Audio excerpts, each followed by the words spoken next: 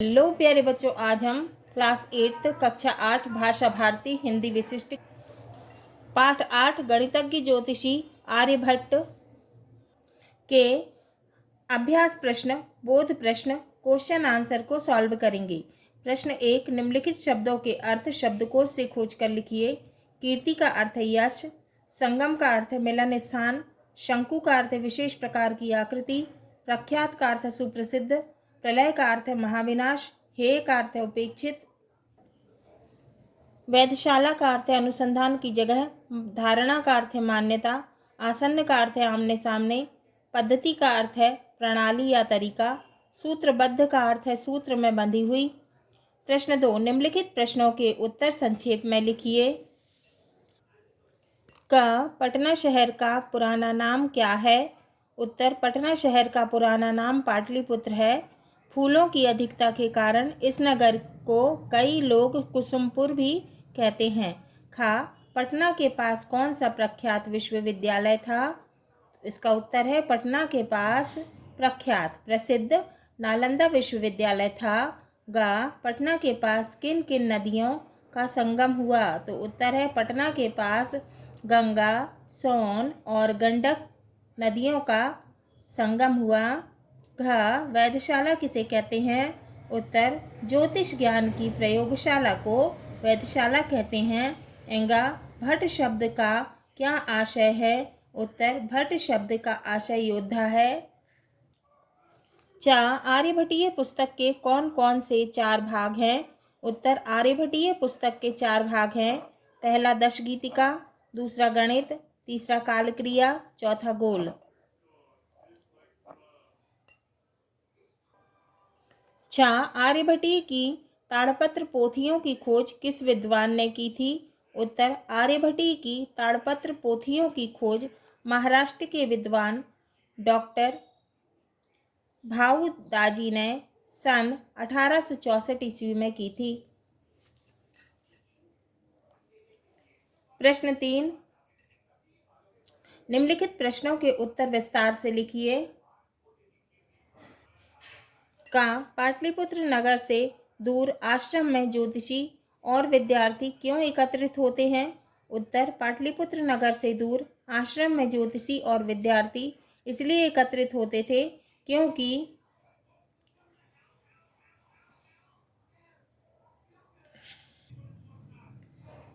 क्योंकि वहाँ एक वेधशाला थी जहाँ वे इस बात का पता लगाते थे कि किस समय ग्रहण लगेगा, यह कितने समय तक रहेगा, यह कहाँ कहाँ दिखाई पड़ेगा।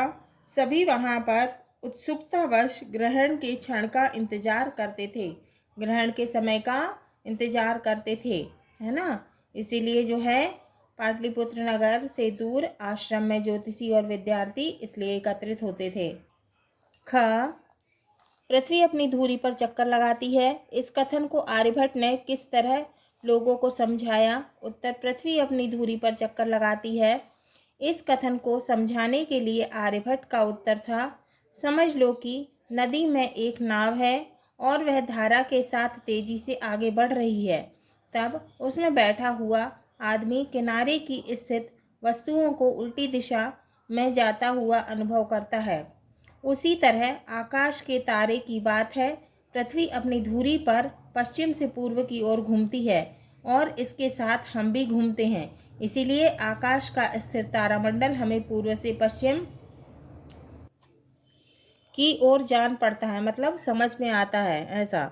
दरअसल तारामंडल स्थिर है, पृथ्वी ही अपनी धुरी पर चक्कर लगाती है। गा, आर्यभट्ट ने सूर्य ग्रहण और चंद्र ग्रहण के विषय में क्या विचार व्यक्त किए? उत्तर है, आर्यभट्ट ने सूर्य ग्रहण और चंद्र ग्रहण के विषय में बताया कि पृथ्वी की बड़ी छाया जब चंद्रमा पर पड़ती है तो चंद्र ग्रहण पड़ता है। इसी प्रकार चंद्रमा जब पृथ्वी और सूर्य के बीच में आ जाता है और वह सूर्य को ढक लेता है तो सूर्य ग्रहण होता है। घ, ज्ञान विज्ञान के क्षेत्र में संसार को प्राचीन भारत की क्या देन है? उत्तर, ज्ञान विज्ञान के क्षेत्र में संसार को प्राचीन भारत की सबसे बड़ी देन है शून्य सहित केवल 10 अंक संकेतों से भी संख्याओं को व्यक्त करना।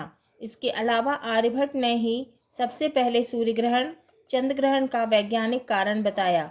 उन्होंने ही सबसे पहले यह बताया कि पृथ्वी स्थिर नहीं है बल्कि अपनी धुरी पर घूमती है। इनका आर्यभट्ट को प्राचीन भारतीय विज्ञान का सबसे चमकीला तारा क्यों कहा गया है? उत्तर, आर्यभट्ट को प्राचीन भारतीय विज्ञान का सबसे चमकीला सितारा इसलिए कहते हैं क्योंकि उन्होंने ही सबसे पहले सूर्य ग्रहण व चंद्र ग्रहण की हकीकत लोगों को बताई, माने सच्चाई लोगों को बताई। पृथ्वी के गतिशील होने की सच्चाई को उन्होंने ही लोगों के सामने लाया। दार्शनिक स्थानमान अंक प्रणाली पद्धति का ज्ञान कराया। 1864 ईस्वी में विद्वान डॉक्टर भाऊदाजी के द्वारा आर्यभट्टीय की ताड़पत्र पोथियों की खोज के बाद विद्व जगत को आर्यभट्ट का सही परिचय मिला। भारत के पहले कृत्रिम उपग्रह को भी आर्यभट्ट का नाम दिया गया और उसे 19 अप्रैल 1975 को अंतरिक्ष में छोड़ा गया। प्रश्न 3, वस्तुनिष्ठ प्रश्न। रिक्त स्थानों की पूर्ति वाक्य के सामने कोष्टक में दिए शब्दों से छांटकर कीजिए। का, पृथ्वी अपनी धुरी पर पश्चिम से पूर्व की ओर घूमती है। रिक्त स्थान में आएगा पश्चिम से पूर्व। खा, ग्रहणों की वैज्ञानिक व्याख्या करने वाले तरुण पंडित का नाम रिक्त स्थान में आएगा आर्यभट्ट था। गा, आर्यभट्ट की पुस्तक का नाम रिक्त स्थान में आएगा आर्यभट्टी था। भाषा अध्ययन ध्यान से पढ़िए। भोपाल मध्य प्रदेश की राजधानी है। यहाँ पर हर मजहब के मानने वाले रहते हैं। देश के बीचों बीच होने के नाते तथा झीलों की नगरी के रूप में यह स्थान अपने आप में मशहूर, माने प्रसिद्ध है ना। तो झीलों की नगरी कौन सी है? भोपाल है ना। तो मशहूर का अर्थ है प्रसिद्ध, है ना। और मजहब का अर्थ है धर्म और पंथ। यहाँ लोग संस्कृति की झलक मिलती है। सभी लोग यहाँ प्रेम से मिलजुल कर रहते हैं। शहर माने नगर, है ना, का परिवेश सुरुचि, सभ्यता, संस्कारशीलता और आत्मीयता से लबालब माने भरा हुआ है। इस गद्यांश के रेखांकित शब्दों को पढ़कर उनके स्थान पर हिंदी के मानक शब्द प्रयोग कीजिए।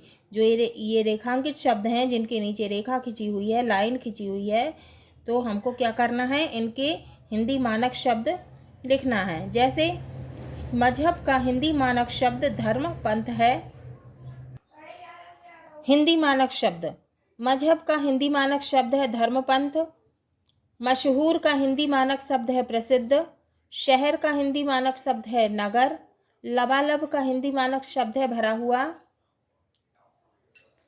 प्रश्न 1, निम्नलिखित तालिका के आ भाग में कुछ शब्द दिए गए हैं। वह तालिका में उनके विलोम शब्द मनमाने क्रम से दिए गए हैं। उन्हें सही क्रम से लिखिए। जैसे तालिका आ, स्वतंत्र, स्थिर, आकाश, निर्भय, अंधकार, अपराहन।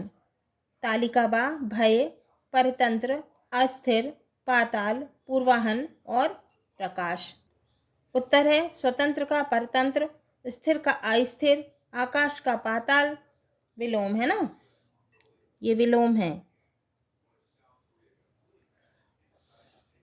निर्भय का भयभीत, अंधकार का प्रकाश और अपराहन का पूर्वाहन। ध्यान से पढ़िए। खंड अ पहला है राम, श्याम, मोहन और भोपाल। दूसरा गया है वह, कल, आज। खंड बा पहला मोहन स्कूल जाता है। दूसरा प्रांजल अच्छा बालक है। अब जानिए। खंड आ के उदाहरण 1 और 2 में दिए शब्द समूह का कोई अर्थ नहीं निकलता। खंड बा में उदाहरण 1 और 2 में दिए शब्द समूह का अर्थ निकलता है। जैसे ये क्या लिखा है? मोहन स्कूल जाता है।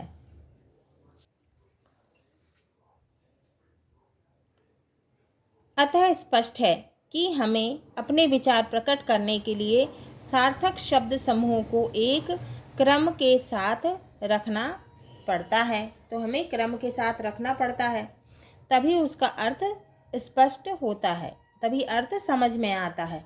अर्थ प्रकट करने वाला शब्द समूह वाक्य कहलाता है। क्या कहलाता है? अर्थ प्रकट करने वाला शब्द समूह वाक्य कहलाता है। जैसे ये है ना, मोहन स्कूल जाता है, अर्थात पूर्ण अर्थ की प्रतीति कराने वाला शब्द समूह वाक्य है। माने पूर्ण अर्थ को समझाने वाला शब्द समूह वाक्य है। इस प्रकार वाक्य के दो लक्षण होते हैं। कौन कौन से होते हैं? पहला है शब्द की समूहता, माने ये शब्द जो हैं ये समूह में हैं, है ना। दूसरा पूर्ण अर्थ की प्रतीति, माने समझ में आने वाले। वाक्य रचना की विशेषता, पहला योग्यता, वाक्य में प्रयुक्त शब्दों के अर्थ प्रकट करने की योग्यता हो। वाक्य में प्रयुक्त शब्दों के अर्थ प्रकट करने की योग्यता हो। जैसे घोड़ा घास पीता है, ये गलत है ना। घास खाता है तो घोड़ा घास पीता नहीं है, घास खाता है तो पीता नहीं। दूसरा सार्थकता, वाक्य में निरर्थक शब्दों का प्रयोग ना हो।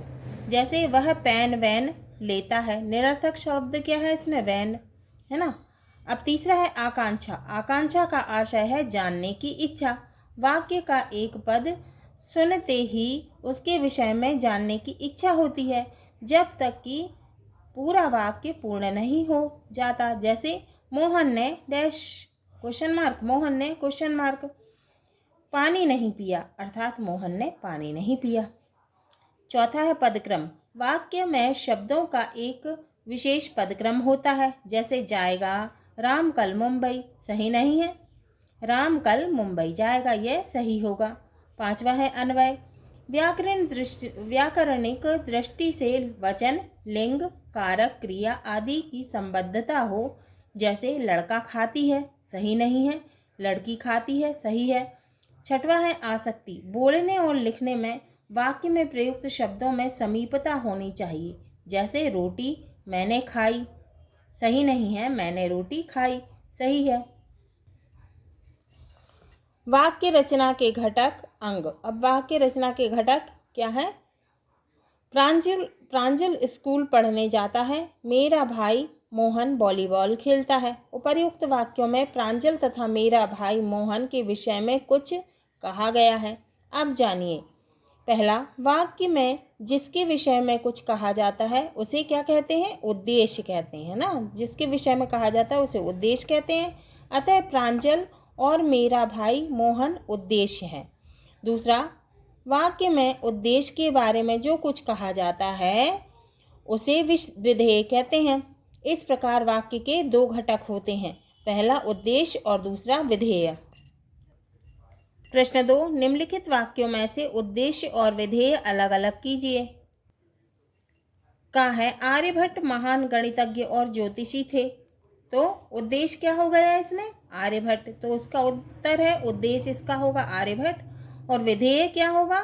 महान गणितज्ञ और ज्योतिषी थे। तो किसके बारे में कहा जा रहा है? आर्यभट्ट के बारे में, तो वो हो गया इसका उद्देश्य, है ना। और क्या है? विधेय क्या हो गया? महान गणितज्ञ और ज्योतिषी थे। खा, आर्यभट्ट दक्षिणापथ में गोदावरी तट क्षेत्र के अश्मक जनपद में पैदा हुए थे। अब इसमें उद्देश्य क्या हो गया? आर्यभट्ट। अब आर्यभट्ट के बारे में जो कुछ कहा जा रहा है, उद्देश्य के बारे में जो कुछ कहा जा रहा है, वो क्या हो जाएगा? विधेय। विधेय हो गया इसका दक्षिणापथ में गोदावरी तट क्षेत्र के अश्मक जनपद में पैदा हुए थे। अब गा, उन्होंने अपने विचार खुलकर व्यक्त किए। उद्देश्य इसमें क्या हो गया? उन्होंने। विधेय क्या हो गया?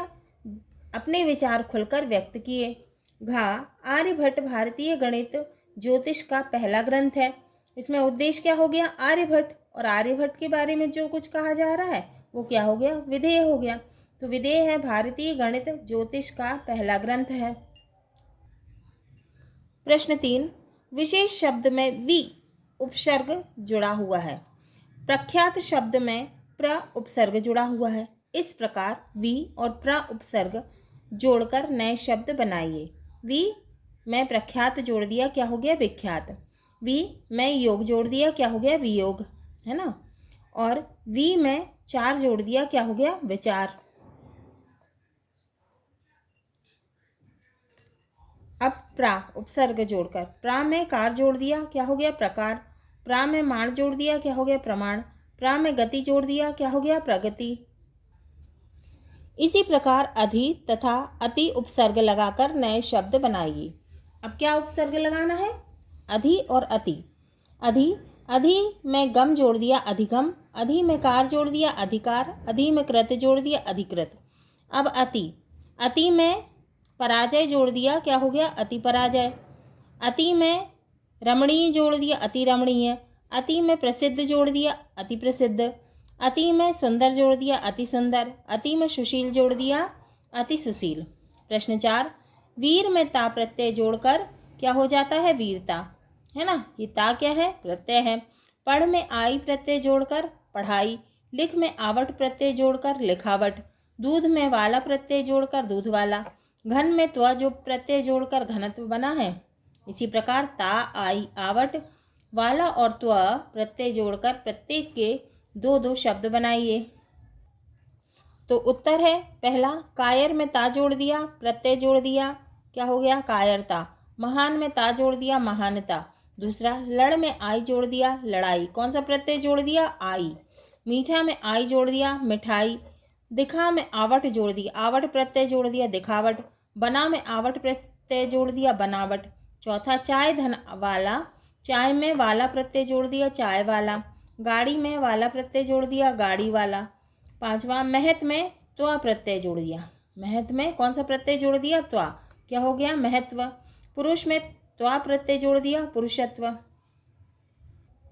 जानिए, युग्म का अर्थ होता है 2 जोड़, है ना, दो चीज। शब्द युग्म में परस्पर मिलते जुलते या विपरीत अर्थ वाले अथवा सार्थक निरर्थक शब्द और पुनरुक्त शब्द आते हैं। पुनरुक्त माने बार बार, निरर्थक माने जिसका कोई अर्थ नहीं होता, है ना, वो कैसे होते हैं? निरर्थक शब्द होते हैं। अब समझिए, समानार्थी शब्द युग्म है गर्मा गर्म, ये क्या है? समानार्थी। एक जैसे, कामकाज, बाल बच्चे। अब विरोधार्थी शब्द युग्म यानी विपरीत, है ना, उल्टा। आना का उल्टा जाना, सुख का उल्टा दुख, लाभ का उल्टा हानि। अब है निरर्थक शब्द युग्म, जिसका कोई अर्थ नहीं होता, है ना। पानी का तो अर्थ है लेकिन बानी का कोई अर्थ नहीं है, पानी बानी। चाय का अर्थ है लेकिन वाय का कोई अर्थ नहीं है। पुनरुक्त शब्द कैसे होते हैं? जो बार बार आते हैं, बार बार प्रयोग किए जाते हैं, जैसे धीरे धीरे, बूंद बूंद, आस पास। प्रश्न 5, इस पाठ में इस प्रकार के शब्द युग्म बहुत प्रयुक्त हुए हैं। आप उन्हें छांटकर समानार्थी, विरोधार्थी और पुनरुक्त शब्द अलग अलग तालिका में लिखिए। तो उत्तर है समानार्थी शब्द ब्राह्मण, पुरोहित, बाग बगीचे, दान दक्षिणा, चहल पहल। दूसरा है विरोधार्थी शब्द इर्द गिर्द, धनी मानी। तीसरा है पुनरुक्ति शब्द दूर दूर, बार बार आने वाले, दूर दूर, कभी कभी, तरह तरह, कहाँ कहाँ। हाँ तो प्यारे बच्चों, ये हमारा पाठ 8 गणितज्ञ ज्योतिषी आर्यभट्ट के क्वेश्चन आंसर पूरे हुए, प्रश्न उत्तर पूरे हुए। अगले वीडियो में हम विविध प्रश्नावली 1 को सॉल्व करेंगे।